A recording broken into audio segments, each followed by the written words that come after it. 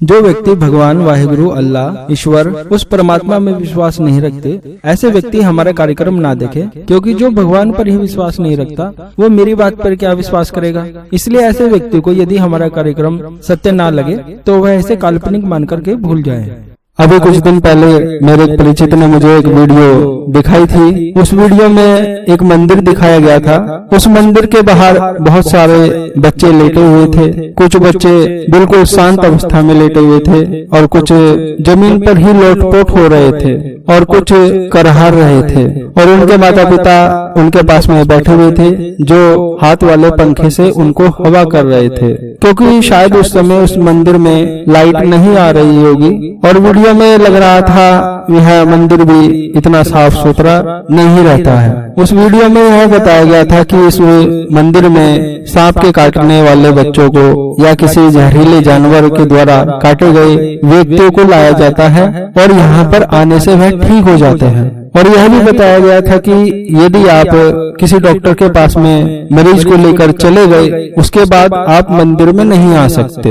और उसके बाद में मुझे और भी कुछ वीडियो देखने को मिली जिसमें यह बताया गया था कि बहुत से व्यक्तियों की इस प्रकार से मंदिर में लाने से, डॉक्टरी इलाज ना कराने से उनकी मृत्यु हो गई। यह सब देख करके मुझे इतना दुख पहुंचा, इतना आघात हुआ, यह मैं सोच भी नहीं सकता कि इस प्रकार के मूर्ख इंसान भी इस दुनिया में हैं जो इस तरह का कार्य कर रहे हैं। आप लोग तो वैसे भी बुद्धिमान हैं, लेकिन फिर भी मैं यह जानना चाहता हूं, जब हमारे पास में इतने अच्छे डॉक्टर हैं, हॉस्पिटल हैं, तो हम मरीज को तुरंत वहां पर क्यों नहीं लेके जाते? क्यों किसी ऐसे व्यक्ति के पास में चले जाते हैं जो झाड़ फूक करता है, या किसी ऐसे मंदिर में ले जाते हैं यह सोच कर कि जहर उतर जाएगा? हम ऐसा क्यों करते हैं? अब ये भी तो हो सकता है कि जिस व्यक्ति के पास आप ले जाओ झाड़ फूक करने वाले के, क्या आप तो उसे झाड़ फूक करनी ना आती हो, उसे कोई मंत्र ही ना सिद्ध हो, फिर क्या होगा?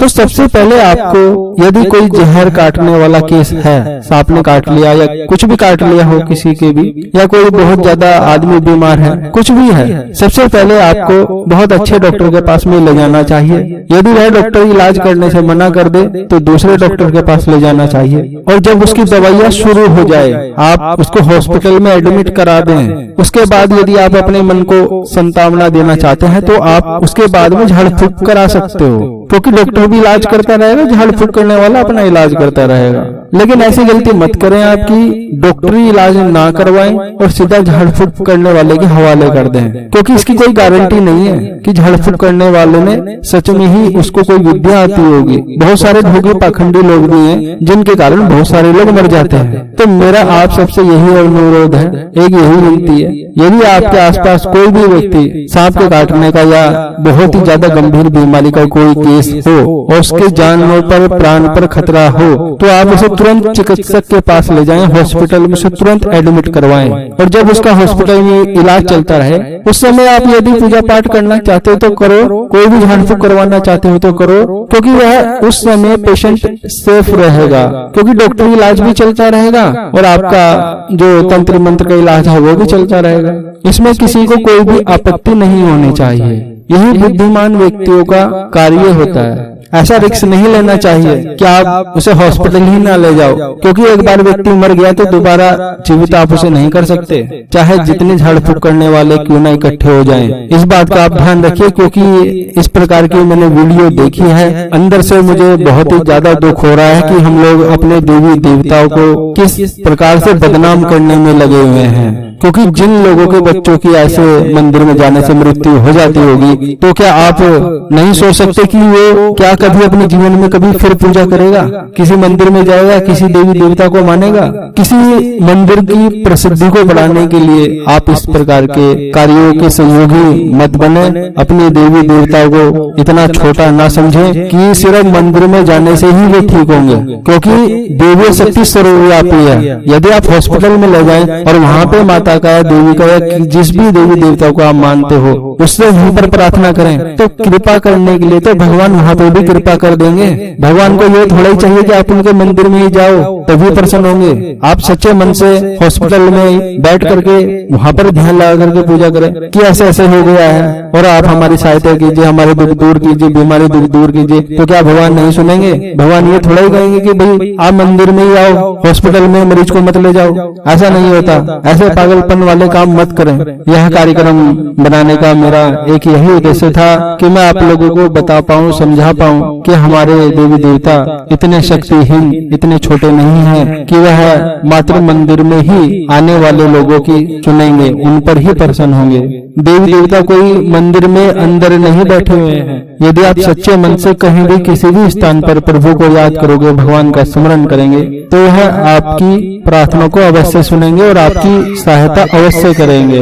इस कारण आप यदि कोई भी व्यक्ति बीमार है, किसी भी बीमारी से या किसी को सांप ने काट लिया है, तो निश्चित रूप से सबसे पहले डॉक्टर को दिखाना चाहिए और उसे हॉस्पिटल में एडमिट कराना चाहिए। मैं यह नहीं कहता कि तंत्र मंत्र के द्वारा, झाड़ फूक के द्वारा किसी को ठीक नहीं किया जा सकता है, यह मैं मानता हूँ। लेकिन जिस व्यक्ति के पास हम जा रहे हैं, इसकी क्या गारंटी है कि उसने वह विद्या सिद्ध कर रखी हो? इसकी क्या गारंटी है? आप ठंडे मन से सोचिए, यदि हमें झाड़ फूक ही करवानी है तो हम अपने पेशेंट को हॉस्पिटल में एडमिट कर दें, उसके बाद झाड़ फूक कराते रहिए, तब भी वही बात है। मन कभी कभी ऐसी गतिविधियों को देखते हुए, ऐसे मूर्खता के कार्यों को देखते हुए चिंतित हो उठता है कि हम लोग किस दिशा में जा रहे हैं।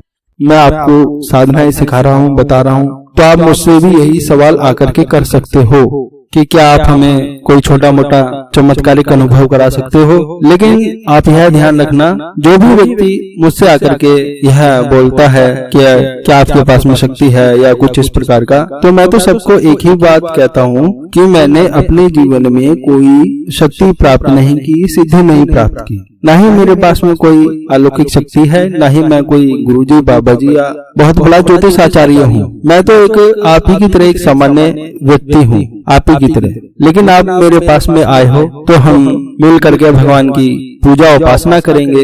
अब मैं जो आपको बताने वाला हूँ, यह आप मेरी बात पर विश्वास मत करना, आप अपनी आंखों से देखकर ही विश्वास करना। क्योंकि लोग यह कहते हैं, जब वह हमारे पूजन में सम्मिलित होते हैं और जब हम माता की पूजा उपासना करते हैं, तो बहुत से लोगों को ऐसा प्रतीत होता है कि उन्हें साक्षात माँ काली के दर्शन हो रहे हैं, उन्हें विभिन्न प्रकार की अनुभूतियां हो रही है, उन्हें ऐसा लगता है कि उनके आसपास कोई शक्ति घूम रही है और उन्हें विभिन्न प्रकार की ऐसी अनुभूतियां होती हैं जो उन्होंने अपने जीवन में कभी महसूस नहीं की। और जब आपको ऐसी दिव्य अनुभूतियां हो कि शक्ति आपके आसपास ही है, तो आपको हाथ जोड़ लेने चाहिए और मन में जल्दी जल्दी वह सब मांग लेना चाहिए जो आपकी अभिलाषा हो, जो आप जीवन में चाहते हो कि आपको ये सब चीजें प्राप्त हो।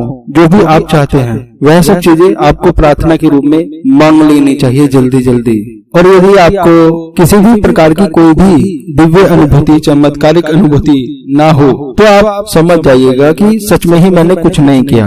और जब मैंने कुछ नहीं किया, तो फिर मेरे बताए प्रयोग को करने से क्या लाभ है, मेरी बताई साधना को करने से क्या लाभ है, मेरी किसी भी बातों को बताने का क्या लाभ है, उसे आप बिल्कुल मत करिएगा। लेकिन मैं फिर भी आपको यही कहूंगा कि यदि आपको कोई भी दिव्य अनुभूति हो, कोई चमत्कारिक शक्ति के दर्शन हो, तो इसका ज्ञान मुझे नहीं है। मुझे नहीं पता आपको कैसे दर्शन हो रहे हैं, कैसे अनुभूतियां हो रही हैं। मैं तो एक सामान्य आदमी हूँ। यदि आपको शक्तियां दर्शन दे रही हैं, तो इसका अर्थ यह है कि आप एक अच्छे आदमी हो, अच्छे इंसान हो, आपकी आत्मा शुद्ध है, सात्विक है, आप एक सच्चे मनुष्य हो। ये हो सकता है, क्योंकि जब गुरु परंपरा के अंतर्गत व्यक्ति साधना को सीखता है, तो उसके पूज्य गुरुदेव उसे यही निर्देश देते हैं कि आपको कभी भी अपने मुख से यह नहीं बोलना है कि आपके पास में शक्ति है, सिद्धि है, आपने उच्च कोटि की शक्तियां प्राप्त की है। ऐसा कभी नहीं बोलना चाहिए। इससे अहंकार का भाव उत्पन्न होता है और उसी से ही पतन हो जाता है। और आपको मालूम है, अहंकार तो रावण का भी नहीं रहा, तो हम तो कुछ है भी नहीं। अभी मुझे आप ही के जितना ज्ञान है,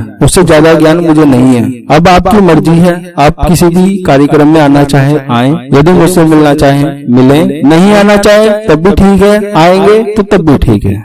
मैं बहुत से कार्यक्रम में यही कहता हूं कि आप लोग जो भी पूछना चाहते हैं, कहना चाहते हैं, उसके लिए आप व्हाट्सएप पर मैसेज कीजिए। यदि आप मैसेज नहीं लिख सकते तो आप बोल बोलकर वॉइस मैसेज भी भेज सकते हैं, लेकिन आप कृपया कर कॉल मत करें, क्योंकि बहुत से लोग हैं बार बार फोन करते रहते हैं। तो मेरा उनसे आग्रह है वह ऐसा मत करें, बार बार कॉल मत करें। आपको जो भी कहना है वह आप मैसेज के माध्यम से व्हाट्सएप पर अपना मैसेज भेजिए।